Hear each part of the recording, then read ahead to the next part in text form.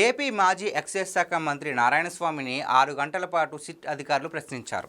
విచారణకు ఎన్నిసార్లు పిలిచినా అనారోగ్యం పేరుతో వచ్చేందుకు నిరాకరించడంతో సిట్ అధికారులే ఆయన ఇంటికి వెళ్లారు.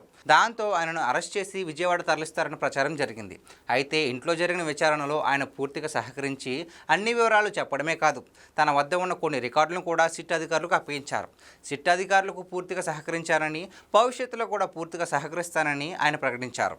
అంతకుముందు నారాయణస్వామి కుమార్తె కృపాలక్ష్మి కూడా మీడియాతో మాట్లాడారు. ఇది సాధారణమైన విచారణేనని, అరెస్ట్ చేసేది ఏమీ ఉండదని తెలిపారు. సిట్ అధికారులు అరెస్ట్ చేయకపోవడంతో నారాయణస్వామి కుటుంబ సభ్యులు ఊపిరి పీల్చుకున్నారు. మంత్రిగా ఉన్నప్పటికీ నారాయణస్వామికి ఏ నిర్ణయంలో కూడా భాగస్వామ్యం ఉండేది కాదు.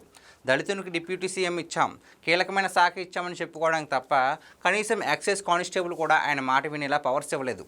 దాంతో పిలిచినప్పుడు వెళ్ళి సంతకాలు పెట్టడానికి పరిమితమయ్యారు నారాయణస్వామి. ఎక్కువగా సచివాలయం కూడా వెళ్ళేవారు కాదు. అదే ఇప్పుడు ఆయనకు ప్లస్ పాయింట్ అయినట్లుగా ఉంది. అరెస్ట్ నుంచి తప్పించుకున్నారు.